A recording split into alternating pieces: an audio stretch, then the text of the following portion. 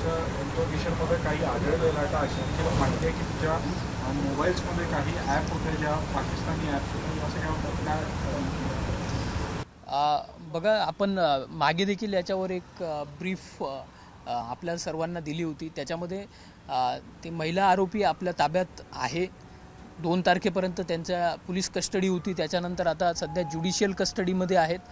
त्यांच्या एकंदरीत तपासात आत्तापर्यंत असं आढळून आलेलं आहे की त्यांनी सोशल मीडियावरती पाकिस्तानी नागरिकांसोबत चॅटिंग केलेली दिसलेली आहे. त्या चॅटिंगमध्ये सुरुवातीला बिझनेस करायचा आहे या अनुषंगाने सुरू झालेली आहे आणि ओव्हर दी टाईम मग नंतर ते थोडं वेगळ्या प्रकारची चॅटिंग आपल्याला आढळून आलेली आहे.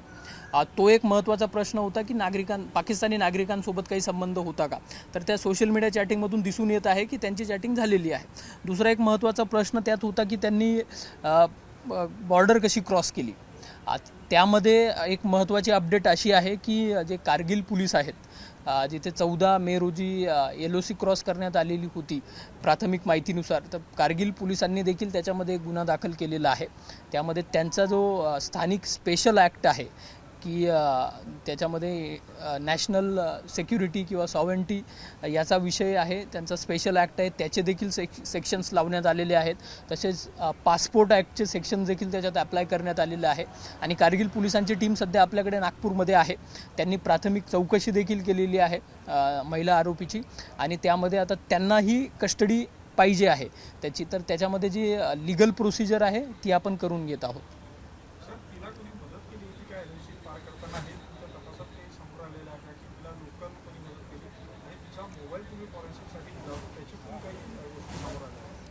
ते मोबाईलच्या फॉरेन्सिक्समध्ये मी जसं सांगितलं की ते आपल्याला सोशल मीडियावरच्या काही चॅटिंग्स मिळून आलेल्या आहेत आणि तिला म्हणजे त्या महिलेला बॉर्डर क्रॉस करण्यासाठी लोकल काही मदत झाली का.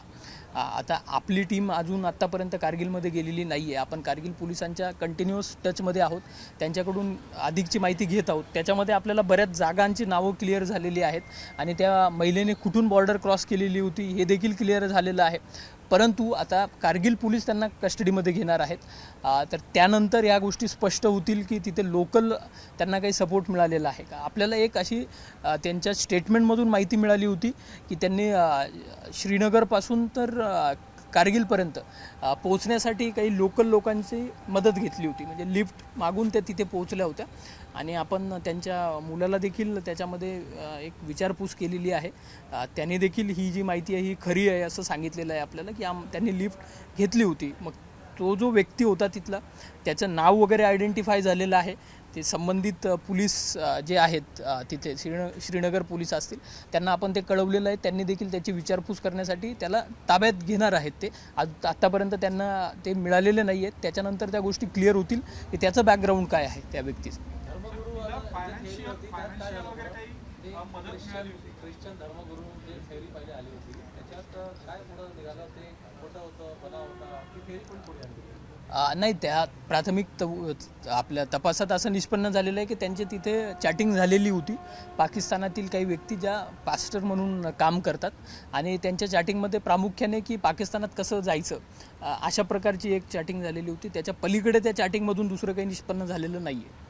सर, आज त्यांच्या घरात काही तपासणी झाली, त्यांच्या मदरला या ब्रदरसोबत काही पोलिसांचं काही इंटरॅक्शन या त्यांची तपासणी झाली? आपण संबंधित हे महिला आरोपी जे आहेत त्यांच्या संबंधित जितके व्यक्ती आहेत त्या सर्वांचे स्टेटमेंट्स रेकॉर्ड केलेले आहेत. परंतु यामध्ये एक गोष्ट असं निष्पन्न होत आहे की त्यांनी त्यांच्या नातेवाईकांसोबत किंवा जे रिलेटिव्ज असतील, मित्र असतील, यांच्यासोबत खूप जास्त माहिती शेअर केलेली नाही आहे. त्यांच्या मुलाला खूप जास्त प्रमाणात माहिती होती सर्व दिनचर्या, कारण तो सोबत असल्यामुळे, तर त्यांच्याकडून आपल्याला काही माहिती मिळालेली आहे मुलाकडून.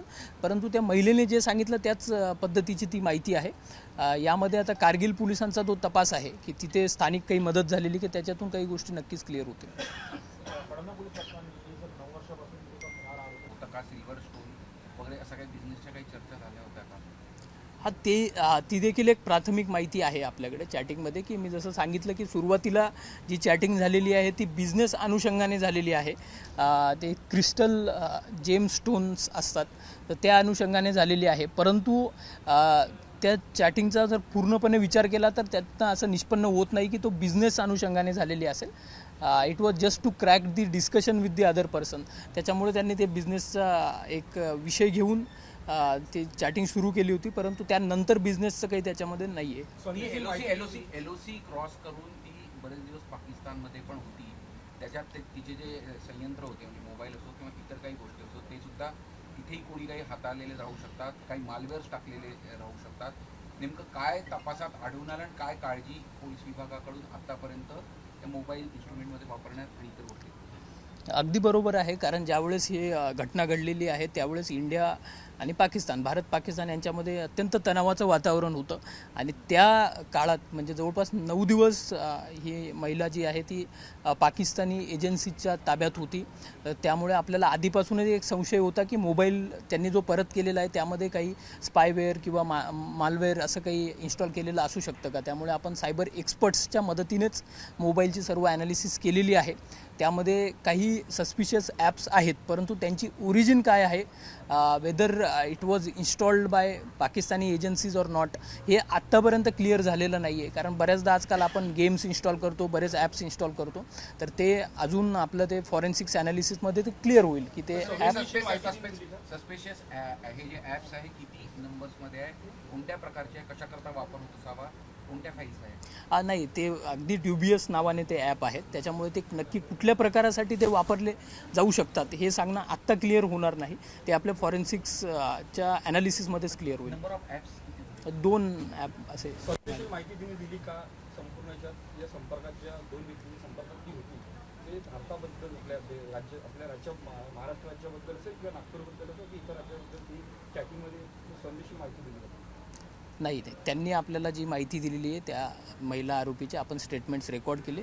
त्यांच्या माहितीनुसार त्यांनी कुठलीही संवेदनशील माहिती कुठे शेअर केलेली नाही आहे किंवा मोबाईल आपण जे ॲनालिसिस केलेली आहे त्याच्यामध्ये देखील आतापर्यंत असं संवेदनशील ठिकाणांची माहिती शेअर केली असेल असं कुठल्याही प्रकारे निष्पन्न झालेलं नाही आहे. NIA या प्रकरणामध्ये केव्हा येणार आहे? NIA तपास संदर्भात काही हालचाली? हो, आपण NIA मुंबई यांच्या टीमने आपल्याला कॉन्टॅक्ट केलेला आहे. त्यांचे काही बेसिक क्वेश्चनायर्स असतात की त्याच्यामध्ये ते स्टेटमेंट्समधून ते प्रश्नांची उत्तरांचं ॲनालिसिस करून ठरवतात की याच्यामध्ये काही टेररिस्ट अँगल असू शकतो किंवा कसे. आपण ते ऑलरेडी त्यांच्याकडे सबमिट करणार आहोत. त्याच्यानंतर ते त्यांची स्पेशल टीम इथे पाठवतील आपल्याकडे नागपूरमध्ये. आणि आपण जे ज्युडिशियल कस्टडीसाठी पाठवलेले आहे त्याच्यामध्ये पोलीस कस्टडीचा जो अधिकार आहे तो राखून ठेवलेला आहे. त्याच्यामुळे नंतर देखील अशी जर टीम आली NIAची तर आपल्याला पुन्हा पोलीस कस्टडी घेऊन त्यांचं इंटरोगेशन करता येईल. सर आज सुनीता जामगडे सर तिचं स्टेटस काय आहे? ती ज्युडिशियल कस्टडीमध्ये आहे की कारगिल पोलीस ती आलेले आहे त्यांच्या का बरं त्यांनी कोर्टात अप्लाय केलेलं आहे की तिची कस्टडी घ्यायसाठी? तर आज काय स्टेटस आहे सर? नाही, she is in judicial custody right now. आता सध्या ज्युडिशियल कस्टडीमध्ये आहे आणि त्यामध्ये कारगिल पोलिसांची टीम आली होती. आपल्या कस्टडीमध्ये पोलीस कस्टडीमध्ये असतानाच ती टीम इथे आली होती. त्यावेळेस त्यांनी देखील एक बेसिक जे इंटरोगेशन असते, विचारपूस असते ते केलेलं आहे आणि त्यानंतर आता ते स्वतः प्रोडक्शन वॉरंट घेऊन जी लिगल प्रोसिजर असते ती करून घेणार आहेत आणि त्यांची कस्टडी मिळवण्याचा प्रयत्न करणार आहेत. ABP माझा, उघडा डोळे बघा नीट.